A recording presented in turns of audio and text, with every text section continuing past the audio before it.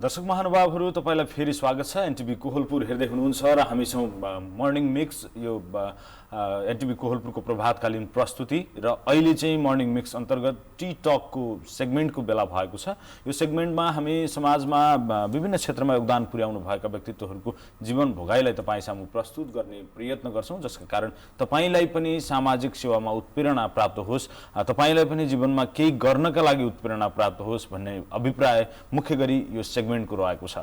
यही क्रमलाई निरन्तरता दिन आज हामीले टी टकको स्टुडियोमा आमन्त्रण गरेका छौं चेम्बर अफ कमर्स बाँकेका अध्यक्ष सतीश अग्रवाललाई। आजको टी टकको यो कुराकानी, यो संवादको श्रृङ्खला चाहिँ हामी सतीश अग्रवालसँग यो समय चाहिँ व्यतीत गर्ने प्रयत्न गर्नेछौँ। स्टुडियोमा हामीले निम्त्याइसकेका छौँ। म स्वागत गर्नतर्फ लाग्छु। स्वागत छ सर यहाँलाई। धन्यवाद सर। ठिक छ, ज्यान सन्चो बिसन्चोको कुरा औपचारिक रूपमा सुरुवात गर्नुपर्छ हैन? अहिले यो ज्यान हजुरले हेरिराख्नु भएको छ, राम्रै छ ज्यान। ठिकै छ है? परिवारतिर सबैजना सन्चै? सब भला चङ्गा। ठिक छ, एकदम राम्रै हुनुहुन्छ। अब बाल्यकालबाट सुरु गरौँ आजको यो कुराकानीको श्रृङ्खलालाई चाहिँ। 2029 सालमा जन्मिनु भयो तपाईँ। जब तपाईँले आफूलाई म सतीश, मेरो नाम सतीश भन्ने थाहा पाउनु भयो, बुझ्ने हुनुभयो, त्यति बेला तपाईँको स्वभाव चाहिँ कस्तो थियो?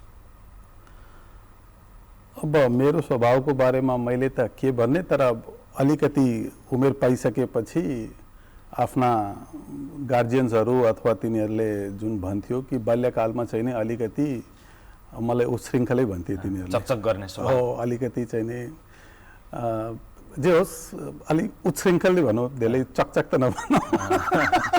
अब यो मर्निङ सोज द डे भने जस्तो भन्छ नि मान्छेहरूले चाहिँ यो बालापनमा उसको स्वभाव कस्तो छ त्यसले उसको भविष्य पनि निर्धारण गर्छ भनेर भन्छन्। त्यो स्वभावको मान्छे अहिले च्याम्बर अफ कमर्सको अध्यक्षसम्म पुग्ने अथवा यो सामाजिक संस्थाहरूको नेतृत्वमा पुग्ला भनेर तपाईँले सोच्नु भएको थियो, तपाईँको परिवारले सोच्नु भएको थियो होला त्यो बेलामा? यो मान्छेले चाहिँ योसम्म गर्न सक्छ भन्ने खालको सोच चाहिँ? एक्चुअली सुरुदेखि नै भन्ने हो भने हामीहरू कुनै त्यस्तो न त कुनै राजनीतिक ब्याकग्राउन्डको मान्छेहरू हो। सामान्य चाहिँ नि अब मेरो हजुरबुवा हुनुहुन्थ्यो, उहाँ सामान्य कृषककै जीवन उहाँले व्यतीत गर्नुभयो, अथवा चाहिँ नि आफ्नो अब त्यतिखेर बच्चा बच्ची पनि धेरै हुन्थे, अनि एउटा आयको स्रोतहरू पनि जुन हुन्थ्यो त्यो पनि बडा लिमिटेड हुन्थ्यो। त्यो लिमिटेड आय स्रोतमा चाहिँ नि उहाँहरूले आफ्नो बच्चा बच्ची हुर्काउनु पर्ने हुन्थ्यो। अनि बुवा चाहिँ नि सुरुदेखि सङ्घर्षशील हुनुहुन्थ्यो, सबभन्दा जेठो हुनुहुन्थ्यो सबै दाजुभाइहरूमा। कतिजना बुवाहरूको भाइहरू? बुवाको 6 जना भाइ हुनुहुन्थ्यो अनि 4 जना चाहिँ नि बहिनीहरू हुनुहुन्थ्यो। 10 जनाको चाहिँ नि उहाँको फ्यामिली थियो। त्यसमा चाहिँ नि बुवाभन्दा जुन हाम्रो कान्छो बुवा हुनुहुन्थ्यो उहाँ चाहिँ नि लगभग 22-23 वर्षकै उमेरमा जुन छ त्यो एउटा सिमरा प्लेन दुर्घटना जुन भएको थियो हजुरको, त्यसमा चाहिँ नि उहाँको निधन भयो। त्यसले पनि चाहिँ नि बुवालाई अलिकति गर्यो। त्यसपछि उहाँहरू 5 दाजुभाइ जुन छ उहाँ हुनुभयो अनि 4 जना हो। अनि बिजनेस स्टार्टको कुरा गर्ने हो भने तपाईँले भन्नुभयो जस्तै अब अघि अनौपचारिक कुरा गर्दाखेरि 2036 सालमा काठमाडौँबाट बाँके आउनुभयो। त्यो बेलासम्म तपाईँको बुवाका 5 भाइहरू नै संयुक्त रूपमा व्यवसाय सञ्चालन गर्नुहुन्थ्यो या सबैको आफ्नो आफ्नो परिवारले जीवन व्यतीत भइरहेको थियो? बुवा काठमाडौँ बस्ने बेलामा मेरो जुन महिला बुवा थिए उहाँलाई चाहिँ नेपालगञ्ज उहाँले सेट गर्नुभएको थियो। अनि उहाँभन्दा सानो जुन हुनुहुन्थ्यो उहाँ कलकत्ता बस्नुहुन्थ्यो। अनि सबभन्दा साना जुन हाम्रा 2 जना काकाहरू हुनुहुन्थ्यो त्यतिखेर उहाँहरू चाहिँ पढिराख्नु नै भएको थियो। अलिकति उहाँहरूको उमेरको बिचमा ग्याप थियो त्यतिखेर। अनि त्यसपछि चाहिँ नि अब काठमाडौँमा उहाँ त्यतिखेर चाहिँ नि यो हजुरको इम्पोर्ट एक्सपोर्टको बिजनेस धेरै चल्थ्यो। अनि त्यो इम्पोर्ट एक्सपोर्टको बिजनेस त्यसपछि केही अरू व्यावसायिक रिजनहरू भए अथवा त्यसपछि उहाँले काठमाडौँ छोडेर नेपालगञ्जतिर आउनुभयो। अनि नेपालगञ्जमा फेरि आफ्नो सामान्य हाम्रो एउटा औद्योगिक क्षेत्रमा तेल मिल हुन्थ्यो जसमा हामी त्यो पिठो अनि तोरी तेलहरू त्यो सब उत्पादन गर्थ्यौँ, पिनाहरू त्यो सब उत्पादन गर्थ्यौँ। त्यसैबाट चाहिँ नै नेपालगञ्जमा हाम्रो सुरुवात भएको हो। त्यसपछि अहिले अब चाहिँ एउटा गनिएका व्यापारी मध्येको एक व्यापारीको परिचय स्थापित भयो। कालान्तरमा गएर र यति समय एउटा व्यतीत गरिसकेपछि मान्छेको एउटा इतिहास त बनिहाल्छ प्रत्येक ठाउँमा, पहिचान स्थापित हुन्छ। हो, त्यही इतिहास मध्येको चाहिँ नै यो सब उपलब्धि। औपचारिक अध्ययन चाहिँ तपाईँले काठमाडौँमै आरम्भ गर्नुभयो होला है? औपचारिक अध्ययन मैले काठमाडौँमा अध्ययन स्टार्ट गरेँ। क्लास 2 सम्म चाहिँ नि मैले जस्तरी यो केजी नर्सरी त्यतिखेर यो पनि सबै थिए। क्लास 2 सम्म म काठमाडौँ पढेँ। अनि त्यसपछि फेरि नेपालगञ्ज आयौँ हामीहरू। नेपालगञ्जमा त्यतिखेर चाहिँ नि एजुकेसनको मामलामा अलिकति कमजोर थियो यहाँ। अनि पछि बुवाले मलाई पढ्नको लागि हरियाणातिर पठाइदिनु भयो, इन्डिया पठाइदिनु भयो। अनि इन्डियाबाटै मैले आफ्नो मेट्रिकुलेसन गरेँ। त्यसपछि फेरि हजुरको इन्टरमिडिएट गरेँ त्यहाँबाट। इन्डियाबाटै गर्नु इन्टरमिडिएट। अनि त्यसपछि फेरि ग्रेजुएसनको लागि चाहिँ नि म कलकत्ता गएँ। कलकत्ताबाट ग्रेजुएसन गरिसकेपछि फेरि म काठमाडौँमा चाहिँ नि आफ्नो एमबिएको लागि चाहिँ नि गरेँ। तर एमबिए चाहिँ नि मैले कम्प्लिट गरिनँ। पास गर्न सक्नु भएन? पढ्दै पढ्नु भएन? होइन, मैले 1 वर्ष गरेँ त्यहाँ। त्यसपछि एउटा जर्मनको एकजना हाम्रो कोही कन्ट्याक्टमा आएको थियो। अनि उसले चाहिँ नि आफ्नो हङकङको अफिसमा मलाई जागिर दिएर त्यहाँ बोलायो। बाल्यावस्था थियो, हङकङ यताउता तिनीहरूको जुन आकर्षणले जुन छ मलाई त्यो तानिहाल्यो। अनि मैले त्यो अध्ययनलाई चाहिँ नि आफ्नो बिचमै छोडेर हङकङतिर लागेँ। त्यसपछि हङकङ जानुभयो, त्यहाँको वैदेशिक स्वाद पनि भयो भनौँ न, होइन? त्यो अलिकति अब बाल्यावस्थामा मान्छे त्यतिखेर हङकङ हो के अरे, होइन? यो टाइपको फिल आयो। अनि विवाह चाहिँ ठ्याक्कै कुन पोइन्टमा जोडिन्छ तपाईँको लाइफमा? यो पढ्दै गर्दा, योभन्दा अगाडि अथवा त्यसभन्दा पछि? नहीं, विवाह त त्यसपछि विदेश गइयो, विदेशबाट फेरि फर्कियो। अनि त्यसपछि चाहिँ नि यहाँ नेपालगञ्ज फेरि फर्केर बुवाको आफ्नो व्यवसायमा जुन छ संलग्न भइयो। लगभग यो सब एक्सपिरियन्सहरूको मेरो विवाह चाहिँ नि हजुरको 1996 भनेपछि 1996 2024 वर्ष अगाडि बिहा भयो। हजुर। माघी विवाहको संस्कार एउटा हुन्छ। अब अलि पढे लेखेका मान्छेहरू चाहिँ अलि आफ्नै रोजाइको खोज्ने गर्छन्, प्रेम सम्बन्धमा बाँधेर त्यसपछि चाहिँ बिहा गर्ने पनि हुन्छ कतै। तपाईँको चाहिँ के भयो? नै, मेरो सब अरेन्जै थियो। अलिअलि प्रेम अनि त्यसपछि अरेन्ज कि सिधै अरेन्ज पछि चाहिँ प्रेममा जानुपर्ने अवस्था? होइन, अरेन्ज पछि प्रेममै जानुपर्ने बाध्यता थियो। अनि कहिलेकाहीँ यो पारिवारिक विग्रह झगडाहरू हुन्छ नि, बुवासँग कहिले गर्नु पर्यो तपाईँले? मनमुटाव हुने अथवा बुवाले भनेको नमान्दाखेरि चाहिँ अलि पिटाइ खाने, गाली खाने त्यस्तो? म एक्चुअली बुवा हाम्रो जुन छ उहाँ बडा मल्टी पर्सनालिटीको चाहिँ नि धनी हुनुहुन्थ्यो। उहाँको कस्तो थियो भनेपछि उहाँले प्रत्येक कुरालाई बडा नजिकबाट अब्जर्भ गर्नुहुन्थ्यो।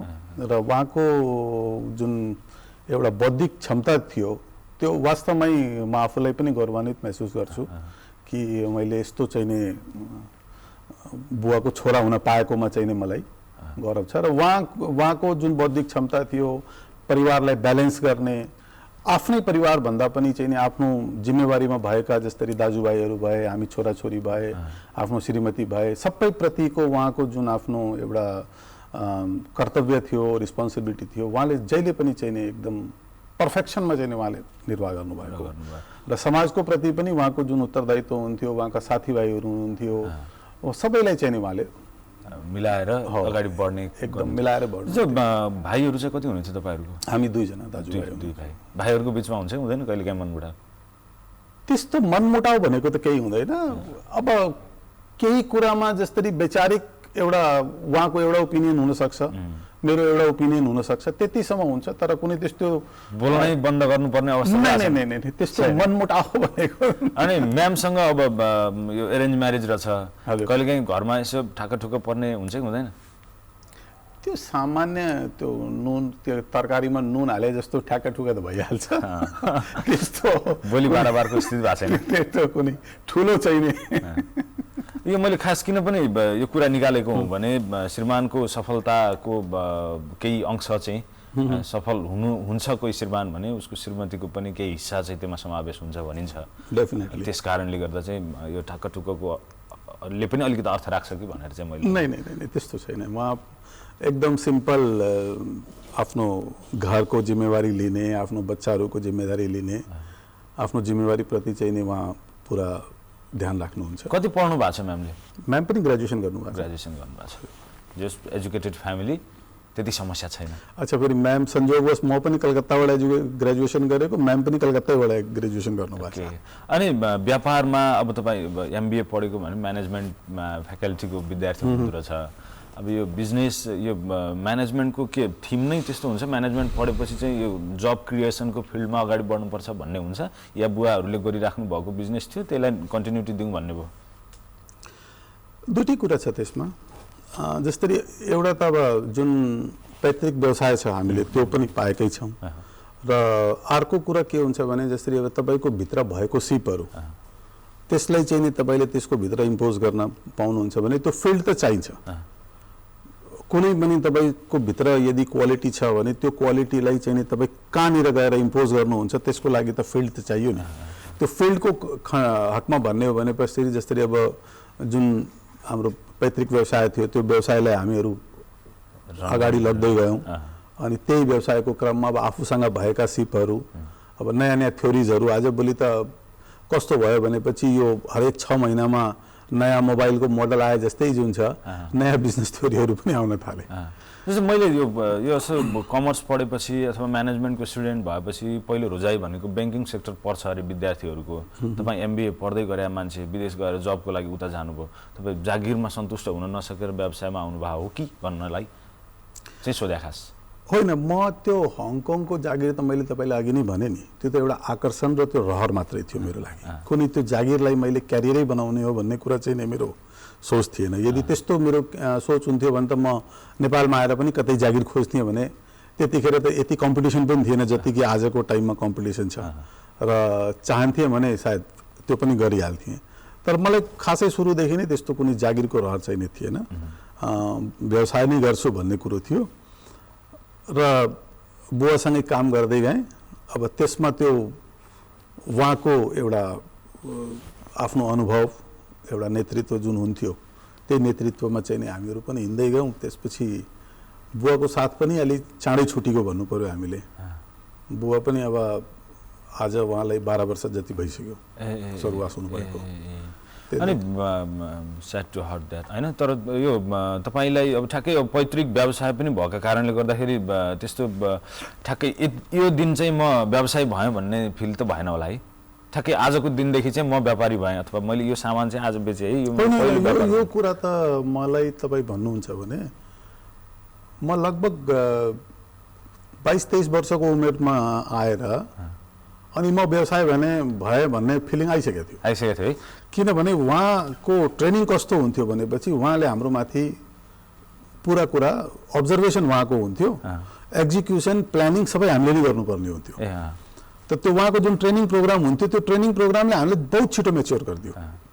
अनि लगभग 22-23 वर्षको उमेरमा आएर चाहिँ नै मैले आफूलाई यो फिल गर्न थालिसकेको थिएँ कि म व्यवसाय गर्नमा सक्षम छु, र व्यवसाय चाहिँ नि म गर्न सक्छु भन्ने फिलिङ चाहिँ नि सक्छु भन्ने चाहिँ भयो, म व्यापारी नै भएँ अथवा व्यवसाय नै भएँ भन्ने चाहिँ कहिले फिल भयो? होइन, सक्छु भन्नाले त व्यवसाय त गरिराखेकै थिएँ नि। जुन बुवाको व्यवसाय थियो त्यो व्यवसायको जिम्मेदारी आफूले लिइसकेपछि अनि सक्छु पनि अनि गर्दै पनि छु भन्ने कुराको चाहिँ नि फिलिङ लगभग 23-24 वर्षको उमेरमा चाहिँ नि मैले आफूलाई इभन देन कि मसँग एउटा समस्या पनि के हुन्थ्यो भने म अलि सानै उमेरमा भएर अनि व्यवसाय पनि गर्थेँ, अनि मेरा जुन ग्राहकहरू हुन्थे अथवा जबसम्म मसँग भेट थिएन त्यति बेलासम्म तिनले विचार गर्थे कुनै ठुलै उमेरको चाहिँ एउटा व्यवसाय होला, अनि हजुर तपाईँ भनेर कुरा गर्थे। अब तर त्यही मार्केट भिजिटको सिलसिलामा कहिले चाहिँ नि उनीहरूलाई भेटिसकेपछि तिनीहरू पनि हेरेर ओहो यो त भर्खरको केटो रहेछ, अनि त्यो हजुर र तपाईँ चाहिँ नि तुरुन्तै त्यो तिमीमा कन्भर्ट भइहाल्यो। अर्कोचोटि फोन आउने बेलामा तिमी कस्तो छौ भन्ने कुरा चाहिँ नि तिनीहरूको त्यो भाषा परिवर्तन भइहाल्थ्यो। त त्यो एउटा सिलसिला गइराखेको थियो। अनि तर मैले यो समग्रमा भन्दाखेरि एउटा एभरेज एज भन्दा तलैको एजमा चाहिँ नि जिम्मेवारी लिइसक्नु भएको लिइसकेको थिएँ। अब यो जिम्मेवारी वहन गर्ने सवालमा कहिलेकाहीँ चुकिन्छ पनि, कहिले जानेर कहिले नजानेर। त्यस्तो कारणले गर्दा त्यो हुन्छ नि धक्का महसुस गर्नु परेको अथवा नोक्सानी महसुस गर्नु परेको मुमेन्ट छ कहिले जिन्दगीमा अहिलेसम्म? छ, यस्ता तमाम मुमेन्ट्सहरू छन्। केही त्यस्ता टचिङ मुमेन्टहरू सेयर गर्न मिल्छ भने सेयर गर्नु न। होइन, सुरुमा जसरी अब पढेर आउने बित्तिकै हाम्रो एउटा सुर्खेतमा हामीले अफिस खोलेको हुन्थ्यौँ। त त्यहाँ अलिकति अब यहाँ बुवा र दाई हुनुहुन्थ्यो, उहाँहरू यतैकै व्यवसायमा व्यस्त हुनुहुन्थ्यो। अनि म आइसकेपछि मलाई त सुर्खेत अफिस चाहिँ नै हेर्नुपर्छ भनेर मेरो जिम्मेवारीमा हाल्नुभयो उहाँले। त्यहाँ गएर रेगुलर जान थालेँ अनि त्यहाँ अलि व्यवस्थाहरू अथवा हाम्रो जुन कर्मचारी थियो त्यो पनि अलिकति हिनामिना गरिराखेको थियो भन्ने कुराहरू सबै पत्ता लगाएँ। अनि त्यसपछि त्यहाँको जिम्मेवारी मैले पाएँ। अनि लास्टमा चाहिँ नि हामीहरूले के डिसाइड गऱ्यौँ भने अब यहाँको अफिस चाहिँ नि हामी सञ्चालन गर्न चाहिँ नि अब बन्द गरौँ भनेर, त्यो किनभने त्यसमा अलि रकमको चाहिँ नि हिनामिना बढी भइराखेको थियो भन्ने कुरा। अनि नेपालगञ्ज आएँ। नेपालगञ्जमा त्यसपछि मैले एउटा त्यति बेलासम्म हाम्रो त्यो दाजुभाइको सगोलको जुन त्यो जयश्री मैदा मिल भन्ने जुन उद्योग क्षेत्रमा सुरुदेखि सञ्चालित थियो, त्यो काकाहरूसँग छुट्टिने बेलामा त्यो काकाको भागमा गइहाल्यो। अनि यहाँ एउटा तेल मिल चाहिँ नि लगाऊँ भन्ने चाहिँ नि मलाई बडा रहर थियो। तर त्यो तेल मिल मैले लगाएर चाहिँ नि यो महसुस गरेँ कि मैले यो निर्णय गलत गरेर छु भन्ने कुरा चाहिँ छ। मिल स्टार्ट गरिसकेपछि त्यो फिल भयो? त्यो मलाई फिल भयो। अब एकपटक फर्केर हेरौँ, 29 सालदेखि अहिलेसम्मको यो स्ट्रगलिङ फेजको कुरा गर्दाखेरि के दुःखका मोमेन्टहरू पनि भयो होला हैन? एकदमै खुसी भएको, एकदम हुन्छ नि संसार बिर्सेर चाहिँ कुल फिल भएको मोमेन्ट छ खुसीले? त्यस्तो खासै त मोमेन्ट्सहरू त म लाइफलाई इन्जोय गरिराखेको हुन्छु। मलाई त एभ्री मोमेन्ट चाहिँ नि म दुखी छैन भने खुसी नै छु भन्नु पनि त्यसमा कुनै अतिशयोक्ति नहोला। तर पनि अब एउटा व्यवसायको के हुन्छ, कुनै व्यवसायलाई हजुरले राम्रोसँग सक्सेस गरिहाल्नु, यो चिन्तनका हिसाबले शून्यमा पुग्छ नि, त्यो अवस्था कहिले आयो जिन्दगीमा भन्न खोजे खुसीका कारणले? त्यस्तो ठ्याक्कै त म तपाईँलाई अहिले त्यस्तो कुनै मोमेन्ट भन्न सक्दिनँ। तर जे होस् लाइफलाई राम्रोसँग इन्जोय गर्दैछु। मान्छेहरूले तपाईँलाई भन्दाखेरि एउटा सफल व्यवसायीको ट्याग झुडाइदिन्छन् नि, कस्तो लाग्छ तपाईँलाई? त्यो उहाँहरूको महानतै भन्नु पर्यो। तपाईँ आफूलाई चाहिँ के लाग्छ? त्यस्तो मैले कहिले पनि आफूलाई त्यो धेरै म के हुन्छ भनेपछि मलाई जहिले पनि अलिक ग्राउन्ड लेभलमै बसेर आफूलाई चाहिँ अनुभूति गर्नमा मजा लाग्छ। मलाई कसैले त धेरै ठुलो मान्छे बनाइदिने अथवा त्यो गरिदिने र त्यस्तो कुनै अब यति ठुलो उपलब्धि नै भइहाल्यो भन्ने पनि मलाई लाग्दैन। ठिक छ, एउटा मैले तपाईँले अघि पनि भनिहालेँ, कालान्तरमा गएर मान्छेको चाहिँ नि एउटा इस्टाब्लिसमेन्ट, एउटा चाहिँ नि प्रोग्रेस, एउटा पहिचान त्यो बन्ने एउटा नेचुरल क्रम हो। र त्यो क्रममा चाहिँ नि तपाईँको एउटा बानी व्यवहार र त्यो सबै कुराले चाहिँ नि तपाईँको एउटा मान सम्मान समाजमा चाहिँ नि तपाईँले कसैसँग गलत गर्नुभएको छैन भनेपछि त्यो सम्मान पाउनु तपाईँको एउटा अधिकारको पनि कुरो हो र त्यो एउटा नेचुरल वेमा चाहिँ नि तपाईँले पाइराख्नु पर्ने कुरा हो। र त्यसमा चाहिँ नि एकदमै अब बहुत ठुलो मान्छे भयो, यो भयो त्यो भयो भने त्यस्तो कुराहरू सुनेर कुनै खासै मलाई सन्तुष्टि अथवा जाँगर लाग्छ भन्ने कुरा चाहिँ नि छैन। अब व्यवसाय नाफा मात्रै केन्द्रित हुन्छ, जसरी पनि पैसा कमाउनु पर्छ भन्ने मेन्टालिटी बढी हुन्छ व्यापारीसँग भनिन्छ। तपाईँ फेरि च्याम्बर अफ कमर्सको अध्यक्ष पनि भइसक्नु भएको छ। सामाजिक उत्तरदायित्व वहनको कुरालाई व्यवसायहरूले कसरी लिनुपर्छ होला जस्तो लाग्छ यहाँलाई? होइन, व्यवसायमा नाफा कमाउनु अथवा पैसा कमाउनु भनेको एउटा आजको आवश्यकता पनि हो र त्यो एउटा सर्टेन लिमिटमा र एउटा एजको पनि कुरो हुन्छ। जस्तै तपाईँ स्टार्टिङ स्टेजमा जुन मान्छेको एउटा भन्नुहोस् कि 25 देखि 30 वर्ष भनिदिनुहोस् 35 वर्षको उमेरसम्म मान्छे सबै काम छोडेर खाली चाहिँ नि त्यो व्यवसाय, नाफा, पैसा त्यसको पछाडि लागिसकेको हुन्छ। तर त्यसपछिका चाहिँ नि एउटा सामाजिक उत्तरदायित्वहरूको प्रति चाहिँ नि जो मान्छे आफ्नो जिम्मेवारी लिएर हिँडेका हुन्छन् तिनलाई चाहिँ नि समाजमा एउटा राम्रो ठाउँमा पहिचान भेट्छ।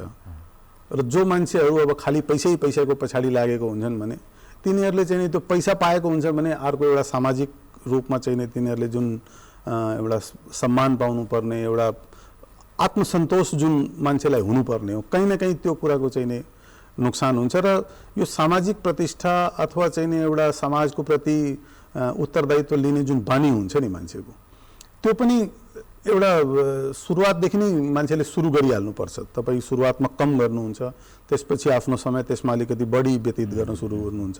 तर त्यो बानी चाहिँ नि मान्छेले सुरुमा आफूलाई चाहिँ नि त्यसमा राखिहाल्नुपर्छ। म यो उत्तरदायित्व वहनमा तपाईँ कतिको क्रियाशील हुनुहुन्छ म त्यो प्रश्नमा अलि पछि जाउँला। अहिले भने मैले खास कुरा निकाल्न खोजेको चाहिँ तपाईँ च्याम्बर अफ कमर्सको अध्यक्ष, तपाईँ मातहतमा धेरै सदस्यहरू हुनुहुन्छ होला तपाईँको संस्थामा होइन।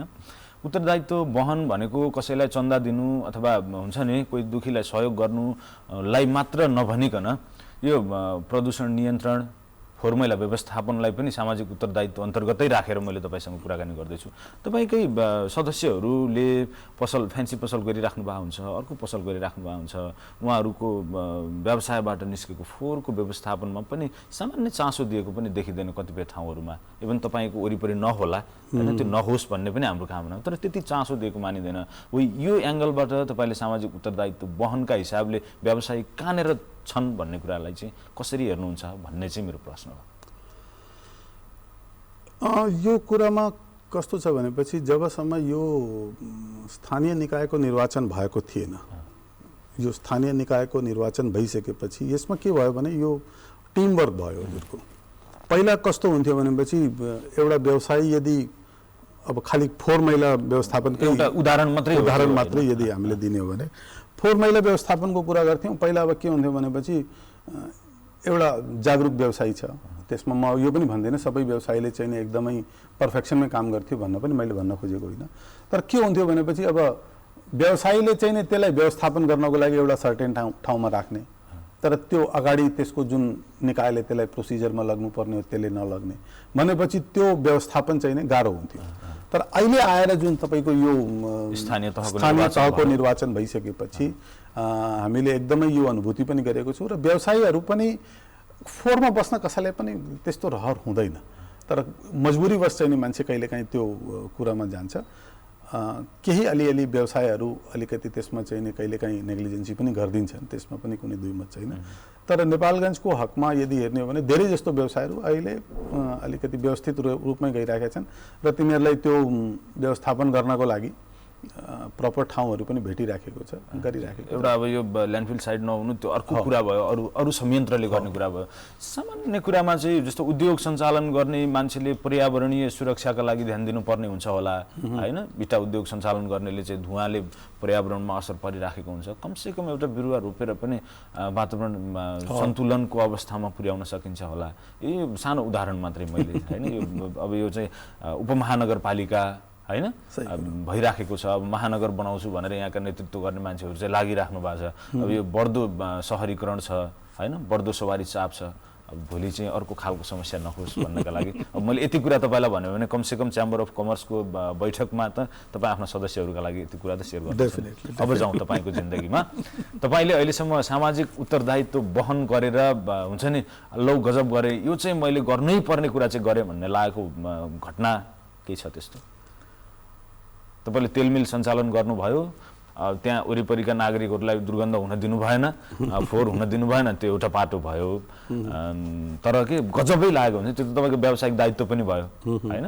त उत्तरदायित्व वहन गरेँ मैले, यो चाहिँ गजब गरेँ सामाजिक सेवाप्रति त्यो भाव चाहिँ होइन। म अब त्यसरी भन्नु पर्दाखेरि के हुन्छ भने यो सब कामहरू हामीले एउटा टिमवर्कमा चाहिँ नि गरेकै हो। व्यक्तिगत भनेको मैले तपाईँसँग अहिले मैले यो प्रश्न चाहिँ सतीश अग्रवाललाई मात्र सोधिराखेको छु। मैले जसरी अब म लायन्सको मेम्बर भएँ, लायन्सको मेम्बर भएर चाहिँ नि हामी एउटा टिम बनायौँ। त्यतिखेर नेपालगञ्जमा हामीले पहिलो लायन्स क्लब यहाँ गठन गऱ्यौँ, अनि त्यो लायन्स क्लबको गठन हुने बेलामा त्यसको चार्टर सेक्रेटरी भएर मैले काम गरेँ। जानकारी पनि त्यति थिएन र त्यतिखेर त्यस्ता यो कम्प्युटरका र यिनीहरूको ब्याकअप पनि हामीसँग थिएन।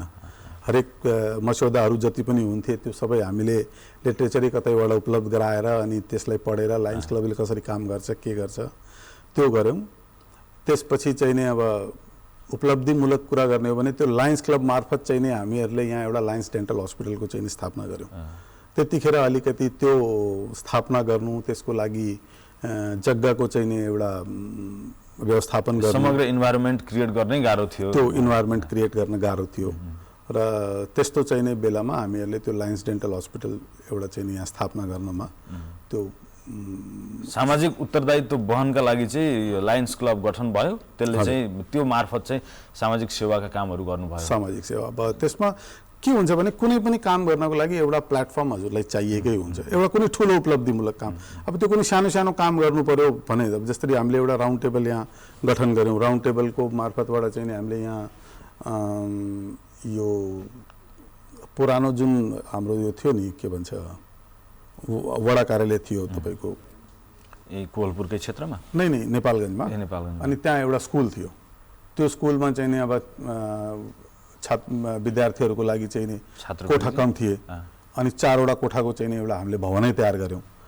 त यो हिसाबमा चाहिँ नि जति ठाउँमा हामीले जे गर्न सक्थ्यौँ त्यो कुरालाई चाहिँ नि गर्ने प्रयास चाहिँ नि गरिएकै छ। अब सफलताको कुरा अघि मैले गरेको थिएँ, सङ्घर्षसँग सफलता पनि जोडिएको हुन्छ, यो कुरा तपाईँले पनि अघि पनि भन्नुभएको छ।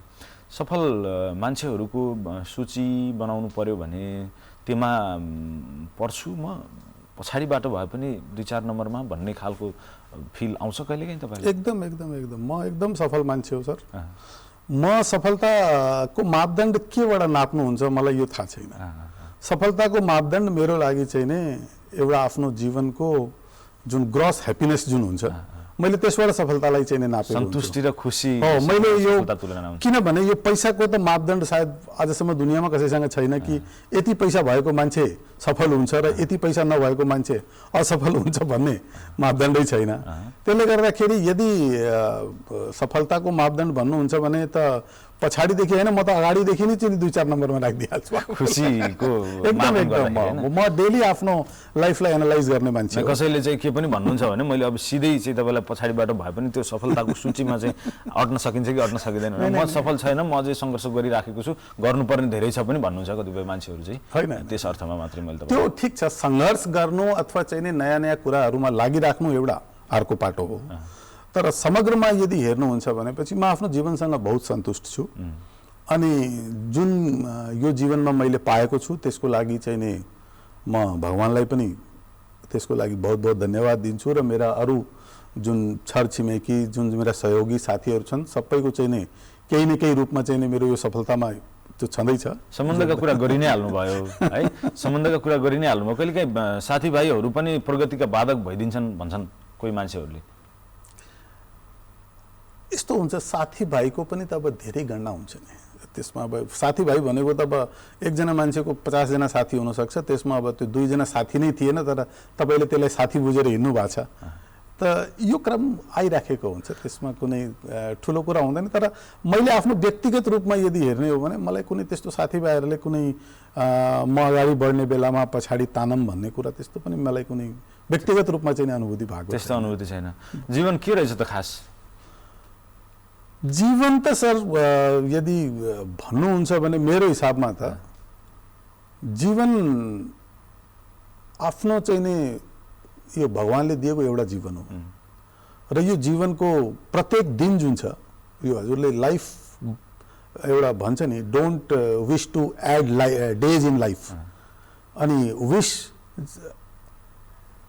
एड लाइफ टु डे भन्छ के। प्रत्येक दिनमा चाहिँ नि हजुरको जीवन हुनुपर्छ, र यसमा चाहिँ नि यो यति डिफिकल्ट होइन लाइफ। यो हामीले जुन लाइफलाई जति डिफिकल्ट लेभलमा बनाएको हुन्छौँ त्यति डिफिकल्ट होइन लाइफ। लाइफ बडा सिम्पल सजिलो छ। यसमा चाहिँ नि हजुरको महत्त्वाकांक्षा अथवा के छन्, महत्त्वाकांक्षा राख्नु जरुरी हुन्छ, तर तिनका चाहिँ नि मापदण्डहरू तपाईँसँग हुनुपर्छ। इफेक्टेड एलिमेन्टहरू चाहिँ हो त्यो चाहिँ नि राख्नुपर्छ। त्यति भएपछि चाहिँ नि जीवन बडा सजिलोसँग बडा मिठो तरिकाले चल्छ। अब यो हामी डाहा गर्ने उसँग यति भइगयो उसँग यति भइगयो मसँग यो छैन भने, तर व्यवसायहरूमा त त्यो हुन्छ अरे नि। मभन्दा चाहिँ यो अर्को साउजी चाहिँ अलिक बढी सम्पत्ति छ उसँग, मेरो एउटा कार कम भइगयो। नै त्यो कस्तो हुन्छ भनेपछि त्यो इन्सपिरेसन लिने एउटा पार्ट हुन्छ, त्यसले तपाईँले कसरी लिनु भएको छ भन्ने कुरा। तपाईँसँग मभन्दा बढी भयो अनि म पनि उहाँले जसरी मेहनत गर्नुभएको छ त्यस्तरी मेहनत गर्नुपर्छ, एउटा पार्ट हो। अर्को कुरो के हुन्छ भने उहाँसँग मभन्दा बढी भयो, म उहाँको खुट्टा तान्छु अथवा चाहिँ नि उहाँको कस्टमरलाई माइनस गराएर म प्लस हुन्छु भन्ने एउटा सोच हुन्छ। त्यसले गर्दाखेरि कोही प्लस छ भने आफूलाई प्लस गर्नतिर लागौँ, त्यो बहुत राम्रो कुरा हो। तर म प्लस हुनको लागि कसैले माइनस गर्नतिर लाग्छ भने त त्यसले फेरि तपाईँको लाइफलाई दुखित गरिदिन्छ। मेरो तपाईँले अघि खुसी सन्तुष्ट मान्छेहरूको सूची बनाउने हो भने म अगाडिदेखि 2-3 नम्बरमै राख्छु भन्नुभयो।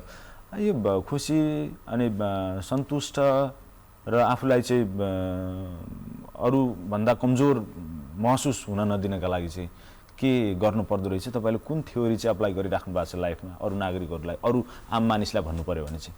मैले अहिले हजुरलाई तुरुन्त भने नि, तपाईँको आफ्ना प्यारामिटर्सहरू राख्नुपर्छ। डेलीको आफ्नो, म त साँच्चै भन्नुहुन्छ भने म प्रत्येक राति सुत्ने बेलामा आफ्नो होल डेलाई एनालाइज गर्छु।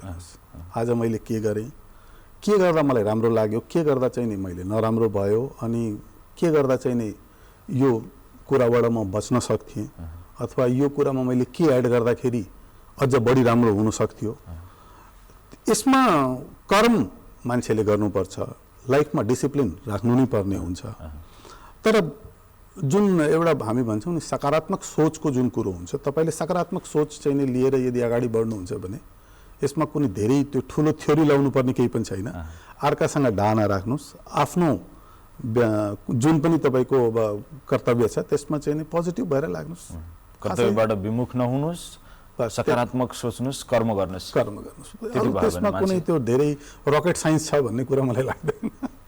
अब जीवनको अन्तिम कालखण्डमा तपाईँको व्यावसायिक योजना त अधिक पैसा कमाउने, सम्पन्न जीवन बनाउने नै हुन्छ। व्यक्तिगत रूपमा तपाईँलाई जिन्दगीमा के चाहिँ गर्न मन छ? अब म अलिकति म नेचर लभर हो वास्तवमा, प्रकृति प्रेमी चाहिँ नै म हो। अहिलेसम्म मैले खासै त्यस्तो मौका चाहिँ नि पाइसकेको छैन कि म किनभने अब त्यो पारिवारिक उत्तरदायित्व होस्, चाहे एउटा व्यावसायिक अहिले संलग्नता होस्, त्यसको व्यस्तता होस्, त्यसले गर्दाखेरि मैले त्यो मौका पाएको छैन। तर मेरो जुन एउटा यदि म अलिकति टाइम फ्री पाउँछु अथवा रिटायर्ड लाइफ भयो भने म आफूलाई चाहिँ नि यो चाहे त्यो अलिअलि कृषितिर होस् अथवा कुनै पनि तरिकाले चाहिँ नि म एग्रिकल्चर होस्, योतिर चाहिँ नि मलाई कुनै तरिकाले आफूलाई इन्भल्भ गर्ने इच्छा चाहिँ नि छ। अब त्यही क्रममा मेरो यहाँ एउटा पार्वतीपुरमा जग्गा थियो अहिले 2-2.5 बिघा जग्गा, मैले त्यसमा सबैमा वृक्षारोपण गरिहालेँ। मेरो घरको पछाडि पनि हामीले सानो सानो चाहिँ नि त्यो बाडीहरू बनाएको छौँ 1.5 कट्ठामा, त्यसमा पनि हामी लागिराखेको हुन्छौँ। त त्यहाँ गएर कस्तो हुन्छ भनेपछि त्यो कुनै त्यो तरकारी आउँछ भन्ने त्यसबाट चाहिँ नि कुनै त्यो लोभ होइन। त्यो जति बेरसम्म हजुर त्यो ठाउँमा उभिने हुन्छ एउटा मेडिटेसन जस्तो फिलिङ आउँछ मलाई। त्यहाँ दिमागमा भएको कुनै पनि यदि तनाव छ अथवा केही पनि छ, हुन त त्यो केही हुँदैन, त्यो सिम्पल त्यो माटो अनि त्यसमा उगेका साना साना बिरुवाहरू हुन्छन्। तर मलाई व्यक्तिगत रूपमा भन्नुहुन्छ भने म त्यहाँ आधी घन्टा पनि उभिएर आयो भने मेरो अगाडिको 6 घन्टाको लागि चाहिँ नि म एउटा रिचार्ज भएर चाहिँ नि त्यहाँबाट निस्किन्छु क्या। त त्यस कुराबाट चाहिँ नि मलाई कस्तो लाग्छ भने प्रकृति यो हामी चाहिँ नि यो एग्रिकल्चर अथवा चाहिँ नि यससँग अलिकति कुनै तरिकाले चाहिँ नि म टचमा हुन पाएँ र त्यस्तो मौका पाएँ भने म डेफिनेटली चाहिँ नि त्यसमा जाने मुडमा छु। त्यो पर्सनल कुरा भयो तपाईँको, आफू चाहिँ त्यो भयो भने रिचार्ज हुने, त्यहाँ नजिक भयो भने प्रकृति प्रेमी भयो भन्नुभयो। समाजका लागि यो चिज चाहिँ छोडेर जान्छु भन्ने केही छ जीवनको उत्तरार्धमा? समाजको लागि अलिकति मेरो सोच के छ भनेपछि एजुकेसनको जुन फिल्ड छ, एजुकेसनको फिल्डमा अलिकति हामीलाई अहिले पनि केही न केही गरिहाल्नु पर्ने एउटा देखिराखेको छु मैले। र मेरो अहिले पनि सोच यही छ कि केही गरी चाहिँ नि मैले यहाँको जुन हाम्रो जुन डिप्राइभ्ड कम्युनिटिजहरू छन् त्यसको लागि चाहिँ नि मैले एजुकेसनको फिल्डमा केही गर्न सकेँ भने त्यो मेरो सोच छ। जीवनको उत्तरार्धमा भए पनि शैक्षिक क्षेत्रका लागि थोरै लगानी गर्ने रहर चाहिँ छ, त्यो चाहिँ नि मेरो छ। अनि यो जुन नयाँ जेनेरेसनहरू आइराखेका छन् अहिले, यो नयाँ जेनेरेसनलाई पनि केही गरी चाहिँ नि मैले मेसेज दिन सकेँ कि तिमीहरू अलिकति चाहिँ नि यो नेचर लभर पनि हौ।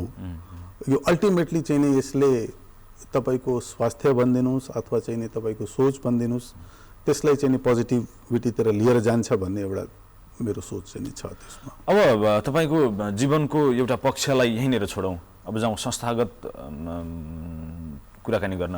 पसिना आइरहेछ तपाईँलाई? गर्मी भएको छ? गर्मी भइरहेछ। यो स्वाभाविक रूपमा पनि बाँकी क्षेत्र अलिक बढी गर्मी हुनेछ, रिलिफ फिल गर्नुहोस्। होइन ठिक छ, अलिक ह्युमिडिटी बढी भइरहेको छ त्यसैले। अब चेम्बर अफ कमर्सतर्फ जाउँ।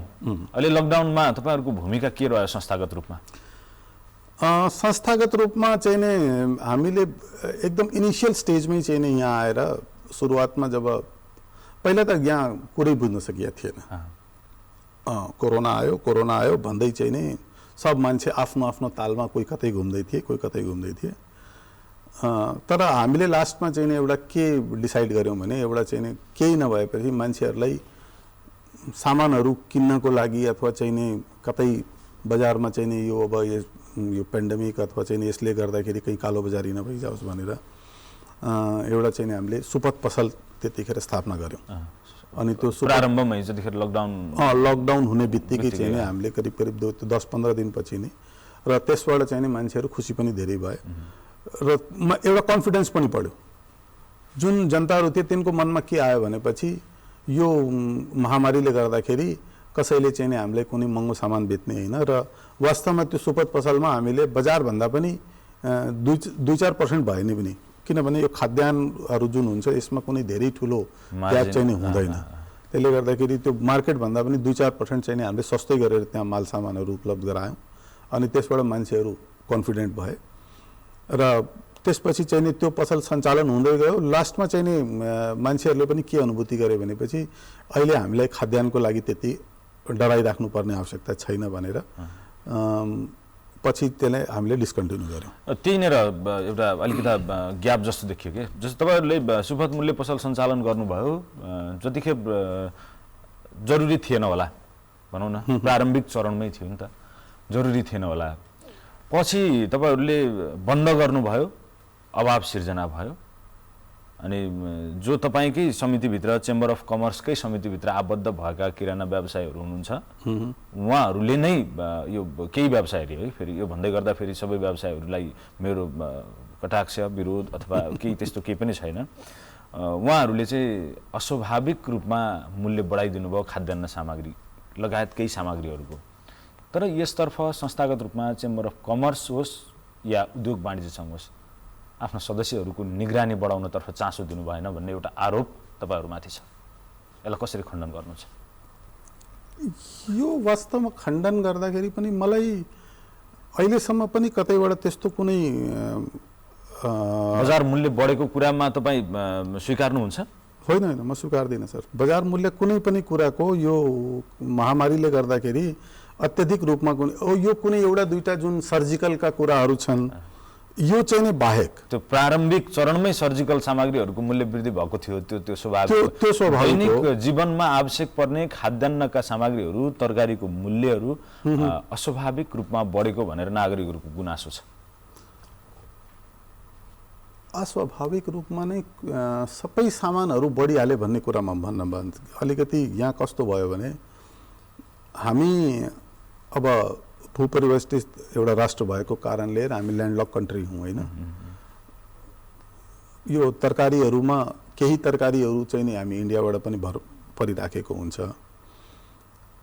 त्यो केही सामग्रीहरूमा चाहिँ नि त्यो भारतबाट चाहिँ नि मूल्य बढेर आयो अथवा चाहिँ नि त्यहाँ पनि अब जुन अवस्था हाम्रो थियो त्यही अवस्था त्यहाँ पनि थियो।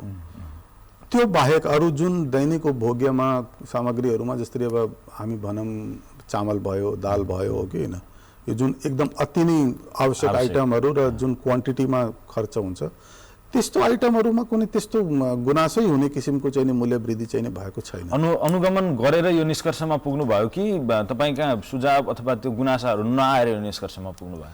होइन, यस्तो छ नि, हामी त अब यो व्यावसायिक संस्थै हाम्रो भएको कारणले हामीसँग त यो दिनानुदिन चाहिँ नि यो डिस्कसन यही नै हाम्रो सम्पर्क कोसँग हुन्छ? व्यवसायीहरूसँग सम्पर्क हुन्छ र त्यही मध्येका कोही व्यवसायीहरू हुन्छन् तिनीहरूको चाहिँ नि त्यो छलफलबाटै हामीले थाहा भइहाल्छ। र आजको डेटमा त यदि तपाईँ भन्नुहुन्छ भनेपछि झन् यो त चाहिँ नि यो चामलहरू गहुँहरू यिनीहरूको दाम त पहिलाभन्दा चाहिँ नि झन् डाउन भएर गइरहेको छ, घटेर आइराखेको छ। त्यसले गर्दाखेरि यसमा कुनै त्यो छैन पर्टिकुलर कुनै एउटा दुईटा। जस्तै अब तोरी तेलको कुरा यदि हामी गर्छौँ भने तोरी तेलमा कस्तो भयो भनेपछि तोरी चाहिँ नि अहिले इन्डियाबाट बढी आइराखेको छ। अब त्यो तोरीको भाउ चाहिँ नि इन्डियाको पुरै लेभलमै चाहिँ नि त्यो बढेको कारणले तोरी तेलको भाउमा अलिकति चाहिँ नि वृद्धि भएको छ। त अब सामान्य त्यो हामी त एउटा दैनिक उपभोग्य सामग्रीहरूमा त हाम्रा त धेरै थरीका प्रकारहरू हुन्छन्। मैले यो प्रसङ्ग किन उठाएँ भने विभिन्न ठाउँमा सामग्रीको मूल्य बढेको भन्ने खालका समाचारहरू हामीलाई पनि प्राप्त भइराखेका छन् विभिन्न जिल्लाहरूबाट। बाँके एउटा उद्गम ठाउँ हो, अन्य ठाउँमा सामग्री जानका लागि भारतबाट आएको सामान चाहिँ पहिला आउने ठाउँ भनेकै यो, त्यसपछि यहाँबाट डिस्ट्रिब्युट हुने होला। यस अर्थमा मुहान नै अलिकता कम मूल्य पर्यो भने मुहानमै बाहिर डिस्ट्रिब्युट गर्दा पनि कम हुनसक्छ, यो नागरिकहरूका लागि सूचना प्रवाह होस् भन्ने मेरो मनसाय थियो। हामी छलफल र यो संवादको लगभग अन्तिमतिर छौँ। अब जाँदा जाँदै व्यापारीहरूलाई उपभोक्ता मैत्री भइदिनका लागि हैन, गुणस्तरीयतामा ख्याल गरिदिनका लागि के भन्न चाहनुहुन्छ? व्यवसायीहरू अब संस्थागत रूपमा यदि भन्न तपाईले भन्नुहुन्छ भनेपछि म आफ्नो व्यवसायीहरूको माथि गर्व गर्छु। यो यत्रो जुन संक्रमण काल हामीले 6 महिनाको जुन भोगेको थियौं, वास्तवमा यसको यदि उपलब्धि सरकारले लिन खोजेको भयो भने म त्यसलाई 20% पनि उपलब्धि दिदिनँ। म 80% उपलब्धि चाहिँ नै मेरा निजी क्षेत्रका व्यवसायी साथीहरूलाई दिन्छु, जुनले यति संयमित भएर र एउटा आम जनताको लागि जुन किसिमको उहाँहरूले चाहनुहुन्थ्यो भने सायद यहाँ कति पनि किसिमका कालाबजारी अथवा चाहिँ नि जमाखोरी गरेर कृत्रिम अभाव सृजना गर्ने किसिमका धेरै कुराहरू चाहिँ नि उहाँहरूले गर्न सक्नुहुन्थ्यो। तर उहाँहरूले जुन किसिमको एउटा समाजको प्रति आफ्नो उत्तरदायित्व देखाउनु भएको छ, व्यवसाय गरेर एउटा नोमिनल नाफा लिनुपर्ने उहाँको कर्तव्य हो, त्यो उहाँले लिएर काम गर्नु भएको छ भनेपछि उहाँहरूको जुन यो महामारीमा जुन भूमिका थियो त्यो वास्तवमा सराहनीय हो। र अगाडि पनि जुन छ समाजलाई अथवा यो राष्ट्रलाई जुन हाम्रो निजी क्षेत्रले योगदान गरिराखेको छ त्यो सराहनीय हो। त्यसको लागि चाहिँ नि म उहाँहरूलाई हृदयदेखि चाहिँ नि धन्यवाद दिन चाहन्छु। हस्, हुन्छ। यो महत्त्वपूर्ण समय र संवादका लागि यहाँलाई धेरै धेरै धन्यवाद। धन्यवाद। हामीसँग चेम्बर अफ कमर्स बाँकेका अध्यक्ष सतीश अग्रवाल आजको टी टकको गेस्टको रूपमा रहनुभयो। उहाँको जीवन भोगाइलाई अलिक बढी निहाल्ने प्रयास गऱ्यौँ र चेम्बर अफ कमर्सका गतिविधि कस्ता छन् भन्ने विषयमा पनि थोरै छुने प्रयास रहेको थियो। आजका लागि टी टक सेगमेन्टबाट हामीले बिदा माग्नुपर्ने बेला भएको छ। जाँदा जाँदै थप सूचनामूलक सामग्रीहरू तपाईँका लागि छोड्छौँ र मर्निङ मिक्स कार्यक्रमबाट सम्पूर्ण यो उत्पादनमा सहयोगी सम्पूर्ण युनिटसँगै पुरुषोत्तम सापकोटा आजको दिन तपाईँको शुभ बितोस् भन्दै आज्ञा माग्छ। तपाईको बाँकी पल शुभ बितोस्। नमस्कार। हेर्दै गर्नुहोस् एनटिभी कोहलपुर।